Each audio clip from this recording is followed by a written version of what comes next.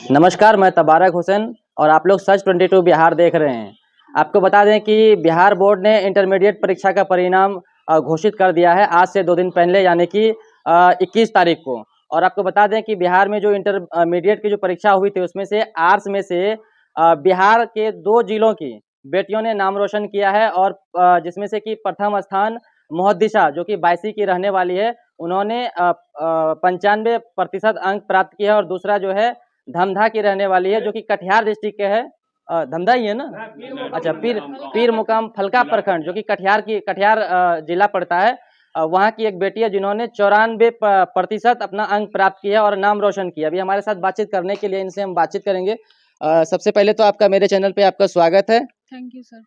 और आपको बहुत सारी ढेर सारी शुभकामनाएं कि आप अभी फिलहाल वर्तमान में बिहार में नाम रोशन कर रही हैं। इसके लिए आपको बधाई। Thank you. आपको कैसा महसूस हो रहा है अभी इस वक्त? अभी आपका बिहार में पूरा नाम चल रहा है, कैसा लग रहा है आपको? सर बहुत अच्छा लग रहा है कि बिहार में मेरा दूसरा स्थान है। दूसरा स्थान है। यस। अच्छा, ये बताइए कि अभी जो एक मोहद्दिशा है वो बायसी की है, उनको आप जानते हैं? यस सर, कल पूर्णिया में मेरी मुलाकात हुई थी उससे, मोदी सर से। अच्छा, इससे पहले उनसे मुलाकात हुई थी? नो सर, उससे पहले मैं उन्हें उससे नहीं जानती थी। आपको कैसा लग रहा है, कैसा महसूस हो रहा है आज के समय में, जहाँ तक कि देखा जाए कि बेटी की बात करें तो 2 ही है जो कि नाम रोशन कर रही है पूरे बिहार में आज के समय में, कैसा लग रहा है? सर बहुत अच्छा लग रहा है क्योंकि सर अब लड़कियां भी पढ़ती है, तो सर लड़कियां का ही नंबर आएगा। सर लड़कों से ज़्यादा अब लड़कियां ही पढ़ती है सर, इसीलिए तो सर टॉप भी लड़कियां ही की हैं, सभी संकाय में। आपको ऐसा मानना है कि लड़का पढ़ता नहीं है? पढ़ता है सर, बट लड़की सर उससे ज़्यादा पढ़ती है सर। उसे मौका दिया जाए तो लड़कों से भी ज़्यादा अच्छा कर सकती है। एक चीज़ बताइए कि आप रहने वाले कटिहार का हैं, कटिहार डिस्ट्रिक्ट का हैं, और अभी पूरा श्रेय पूर्णिया जिला को जा रहा है। सुर्खियाँ जो बटोरने का काम हो रहा है, पूर्णिया जिले के लोग अपना नाम ये कर रहे हैं, रोशन कर रहे हैं, अपना ये कर रहे हैं। तो कहीं न कहीं देखा जाए कि कटिहार से हैं तो कटिहार के लोगों को देखना चाहिए, कटिहार का जो शिक्षा पदाधिकारी है उनको भी आना चाहिए। वहाँ का जो स्थानीय नेता हो या विधायक हो या कोई भी मंत्री हो या मुखिया क्यों ना हो, उनको भी आना चाहिए, और अभी तक वो लोग नहीं आया है। सर मुखिया लोग आए, आ जाइए, आप इधर आ जाइए, अभी बैठ जाइए। सब शिक्षा पदाधिकारी और मुखिया आ चुके हैं। जहाँ तक अभी देख रहे हैं कि हेडलाइंस में चल रहा है पूर्णिया पूर्णिया पूर्णिया, वाकई में आप तो पूर्णिया का नहीं है? नहीं सर, यहाँ से स्कूल नजदीक था पूर्णिया वो वाला ही, तो इसीलिए सर उसमें ही नाम लिखा है। नहीं, देखिए होता क्या है ना कि मान लीजिए कोई आईएएस बनता है तो जिस जिले से होता है जिला का नाम होता है ना। वो पढ़ता है दिल्ली से पढ़ लिया तो दिल्ली का नाम नहीं ना होता है, जिस जिला से पढ़ा उस जिले का नाम होता है, इस जिले का। लेकिन जैसे आप पूर्णिया में पढ़े हैं, ठीक है, लेकिन नाम हो रहा पूर्णिया का है, आप कटिहार का। यस सर, कटिहार ग्राम के निवासी, लेकिन सर वो स्कूल जहाँ नजदीक था पूर्णिया वाला, तो सर उसी में एडमिशन करवाना पड़ा सर। जिधर भी देखते हैं बड़े बड़े अखबारों में भी चलता है आपका पूर्णिया ही चल रहा है। यस सर, पूर्णिया सर वो स्कूल मतलब कि वही पूर्णिया जिला में ही आता है, तो सर इसीलिए उसका पूर्णिया में आना। तो आपको क्या लगता है, होना चाहिए ना कटिहार से आना चाहिए ना लोगों को, सर आना चाहिए सर, खास करके जो प्रतिनिधि है? ये सर आना चाहिए, आएंगे वो लोग भी आएंगे। चलिए, इन्फॉर्मेशन इधर इनके पापा जी हैं, इनसे भी बात करेंगे। हमारे चैनल पे आपका स्वागत है। जी जी, आपका भी स्वागत। कैसा महसूस हो रहा है, आपकी बेटी बिहार में दूसरा स्थान प्राप्त की है? बहुत खुशी है, बहुत खुशी है कि इसी तरह बच्चा को यदि प्रोत्साहन दिया जाए तो वो आईएएस आईपीएस क्या कुछ भी बन सकता है, वो भारत का प्रधानमंत्री तक भी बन सकता है। यदि सरकार की ओर से उसको पूरा सहयोग दिया जाए और परिवार की तरफ से सहयोग दिया जाए तो वो कुछ भी कर सकती है। एक चीज़ बताइए कि जहाँ तक अभी तक देखा गया है कि बेटियों को लोग आर्थिक बोझ समझता है, बेटी हुआ तो कोख में लोग मार देता है। हमारे समाज में इस तरह का लोगों का सोच होता है कि दहेज देना पड़ेगा, डर के मारे मार दिया, बोझ समझता है। क्या कहना चाहेंगे, आज के डेट में आपकी बेटी आपका नाम रोशन की है? नहीं सर, हम लोग तो ऐसा नहीं समझते। हम लोग लड़का और लड़की में कोई भेद नहीं समझते हैं, दोनों को बराबर पढ़ाते हैं। लड़का भी है, उसको भी इंजीनियरिंग तैयारी करवा रहे हैं, इसको भी आईएएस का तैयारी करवाएंगे। और सरकार का यदि सहयोग रहेगा तो हम लोग जरूर आगे बढ़ जाएंगे। जरा सोचने वाली बात है कि बार बार हम आपको बता रहे हैं कि ये पूर्णिया और कटिहार का सीमावर्ती क्षेत्र पड़ता है, उसी बॉर्डर पे ही घर है। हालांकि पूर्णिया के शिक्षा पदाधिकारी आए, यहाँ के जो स्थानीय नेता वगैरह कोई यहाँ पर नहीं, कोई नहीं। कोई नेता होता कोई नहीं आया। चलिए, एक हिसाब से देखा जाए तो उनका ज्यादातर अधिकार नहीं बनता है, फिर भी अगर आता तो ठीक है, नहीं आता तो भी ठीक है। लेकिन ज्यादातर देखा जाए खासतौर पे कि कटिहार के जो स्थानीय प्रतिनिधि थे, जो भी हो, एमएलए हो, मुखिया हो या जो भी हो, उनको यहाँ पर आना चाहिए क्योंकि उसी के जिले के। लेकिन अभी तक यहाँ पर कोई नहीं पहुंचा है, सोचने वाली बात है। मुखिया जी आए हैं और समिति आए हैं और बीओ जो है जिला पदाधिकारी वो आए हैं। और कोई प्रतिनिधि, जनप्रतिनिधि कोई नहीं आए हैं। अच्छा, माँ बाप को क्या संदेश देना चाहेंगे यहाँ से आप? माँ बाप, सभी के माँ बाप जिनको जिनको लगता है कि बेटी सभी बोझ है, सभी नहीं पढ़ाते हैं, बेटी को पढ़ाता ही नहीं, आज भी हमारे समाज में नहीं पढ़ाता है। ना, तो ऐसा यह सोच गलत है, और उसको सोचना चाहिए कि लड़का और लड़की में कोई फर्क नहीं है और दोनों को बराबर पढ़ाना चाहिए। बच्चा जरूर पढ़ेगा यदि उसको प्रोत्साहन दिया जाए। तो आज मोबाइल का जमाना है, मोबाइल से पढ़कर बच्चा IAS IPS क्या कुछ भी बन आज के अभी शिक्षित घर में भी जाइए ना, वो लोग कहेगा कि बेटी तो है, चूल्हा चौका करेगी, जिंदगी काट ले, काहे के लिए पढ़ाएंगे, 10 क्लास पढ़ाए। ये सोच तो उनका गलत सोच है। लड़का और लड़की में क्या अंतर है? कोई अंतर नहीं है। हम तो दोनों को बराबर जन्म दिए हैं, दोनों को पढ़ाएंगे और पढ़ा के जहाँ तक बच्चा पढ़ेगा हम पढ़ा के उसको आगे बढ़ाएंगे। हमारा तो ऐसा सोचना है, और सभी समाज के आदमी को ऐसा सोचना चाहिए कि लड़का और लड़की में कोई अंतर नहीं है।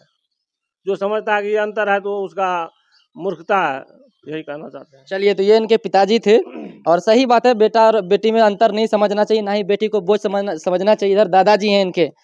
दादाजी, कैसा आपको महसूस हो रहा है? आपकी पोती बिहार में दूसरा स्थान प्राप्त की है, कैसा लग रहा है आपको?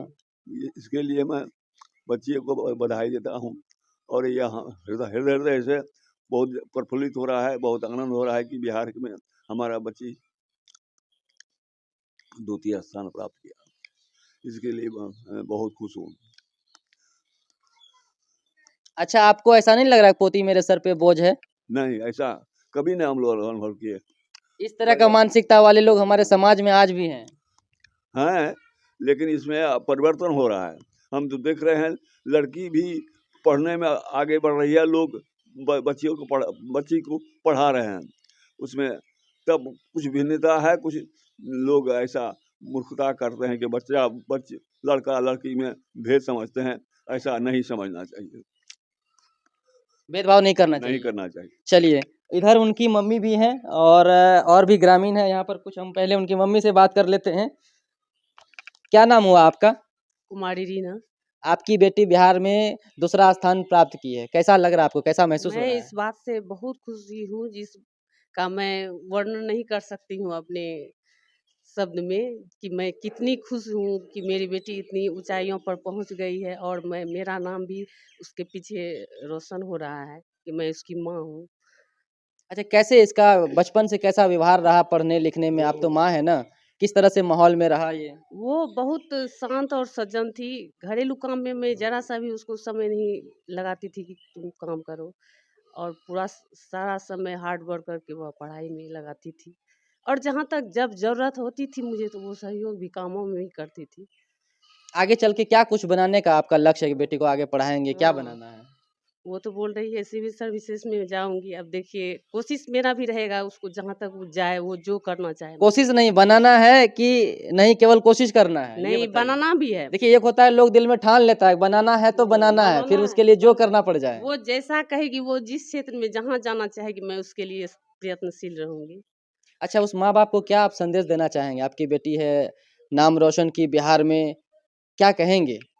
मैं यही कहूँगी कि लड़कियां भी आज बहुत दूर तक बहुत पहुँच पर जा रही हैं, और लड़की लड़के में भेदभाव ना रखें। आज आप लोगों का सीना चौड़ा हो रहा है हाँ, बेटी को देख हाँ, हाँ, मेरा बहुत सीना चौड़ा हो रहा, गर्व से मैं सर मेरा बहुत ऊपर ऊंचाइयों पर मैं पहुंच गई हूँ। उसके नाम को जैसा मैं नाम रखी थी वैसा वह काम कर गई। नाम भी है उसी तरह का उसका।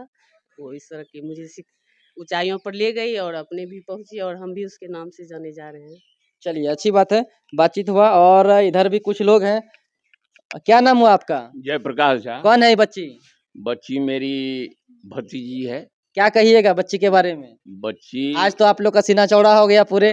पूरे चौड़ा है कि कहने की बात है। घर को का नाम रोशन करते हुए गांव का नाम ही रोशन की है, फिर प्रखंड की नाम रोशन हुई, फिर जो है जिला स्तर का और बिहार स्तर तक पहुंच करके ये दूसरा स्थान प्राप्त किया। तो यह तो बड़ी गर्व की बात है।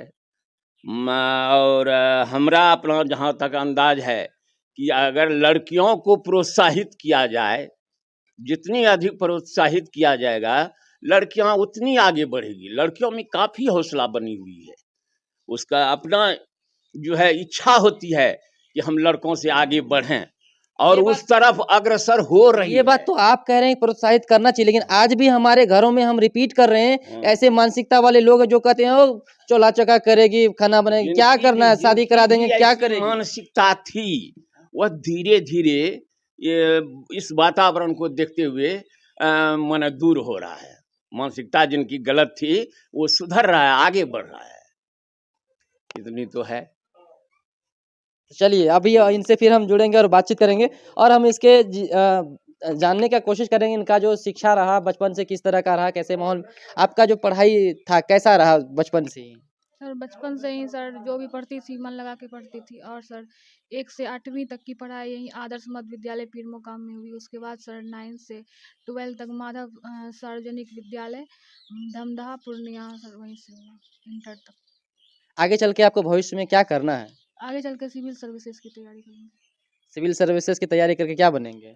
आईएएस। आईएएस बनेंगे। उसके बाद क्या करना है? उसके बाद सर यही जिला का जो भी होता है सर प्रशासनिक कामों में अपने योगदान प्रदान तो उसमें पता है ना कि ईमानदारी से काम करना है या फिर ऐसे अभी देखते हैं कैसे भ्रष्टाचार हो रहा है, बिना घूस लिए काम ही नहीं करता है आदमी। तो आपको ईमानदारी से काम करेंगे भविष्य में या फिर वैसे बन जाएंगे? नहीं सर ईमानदारी से काम करेंगे सर। अभी भी आईएएस हैं जो ईमानदारी से काम कर रहे हैं सर। बहुत सारे उसका उदाहरण है जो मतलब कि ईमानदारी से काम कर रहे हैं। अभी होता है ना पढ़ता लिखता है बन गया बड़ा अधिकारी बन गया उसके बाद डूब गया, खाने पीने में डूब गया, ऐसा होता है। लेकिन ईमानदारी से हर कोई रहता नहीं है। सर अभी भी है 1-2 एग्जाम्पल है जो ईमानदारी से काम कर रहे हैं सर। कहीं सभी जगह में कहीं कहीं कमियां होती है तो सर उसमें भी कहीं कहीं है भ्रष्टाचार। अच्छा एक और जानकारी मुझे मिली है कि आप दोनों हाथ से लिखते हैं? नहीं सर एक ही हाथ से। एक ही हाथ से ना? नहीं किसी ने बताया कि दोनों हाथ से लिखती है वो, बायां दायां दोनों हाथ चलाती है। नहीं सर एक ही हाथ से। एक ही हाथ से। इधर इनकी चाचा जी हैं, इनसे भी हम बातचीत करेंगे। क्या नाम हुआ आपका? हृदय नारायण झा। कैसा महसूस हो रहा है आपकी बेटी एकदम पूरा जगमगा रही है? हाँ जरूर करेगी, जो मेहनत करेगी जमीनी मेहनत जो करेगी उसको जरूर फल देगा भगवान, इसीलिए फल उसको मिला। मेहनत करेगी उसको फल मिलेगा, जरूर मिलेगा। बोझ उझ तो नहीं है बेटी? नहीं बोझ बेटी अब बोझ है। इस वीडियो में हम लगातार रिपीट कर रहे हैं, लोग बोझ समझता है आज भी। बिल्कुल गलत बात है, बिल्कुल गलत बात है। बेटी बोझ अब नहीं रहा, पहले था अब नहीं। चलिए तो फिर हम इनसे एक बार फिर जुड़ते हैं, बातचीत करते हैं। उन विद्यार्थियों के लिए आप क्या कहेंगे जिनको पढ़ने में मन नहीं लगता या पढ़ाई में कैसे अपनी रुचि को बढ़ा सकता है? सर सभी का अलग अलग रुचि होता है। कोई खेल में आगे बढ़ता है तो कोई संगीत में आगे बढ़ता है। सर जिसमें रुचि है उसमें वो आगे बढ़े। मैं यही कहना मिनिमम कितना घंटा तैयारी करना चाहिए, पढ़ना चाहिए? अच्छा अगर कोई स्टूडेंट करना चाहे तो कितना पढ़ना चाहिए? सर मिनिमम तो मतलब अगर देखा जाए एवरेज तो 6-7 घंटा ही पढ़ा जाता है। उससे ज़्यादा तो सर मुझे नहीं लगता है कि सर अच्छे से पढ़ा जाए तो 6-7 घंटा ही पढ़ा जाता है। 6-7 घंटा रेगुलर बेसिस पे? हाँ रेगुलर होना चाहिए। आप पढ़ते थे? हाँ यस सर 6-7 घंटा पढ़ते थे सर। तो इनका कहना है कि जो भी सही बात है 6-7 घंटा पढ़ना है।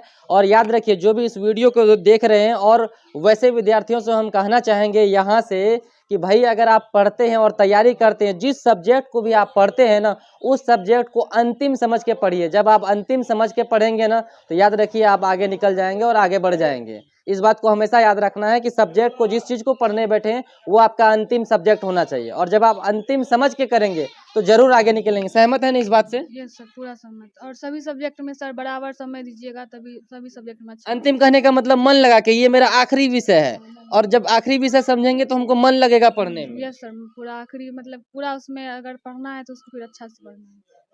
चलिए बाकी आप सच 22 बिहार देख रहे थे। अभी हमारे साथ कुमारी प्रज्ञा जी थी जो कि बिहार में दूसरा स्थान प्राप्त की है आर्ट्स में। बाकी इसके बारे में आप क्या सोचते हैं कमेंट बॉक्स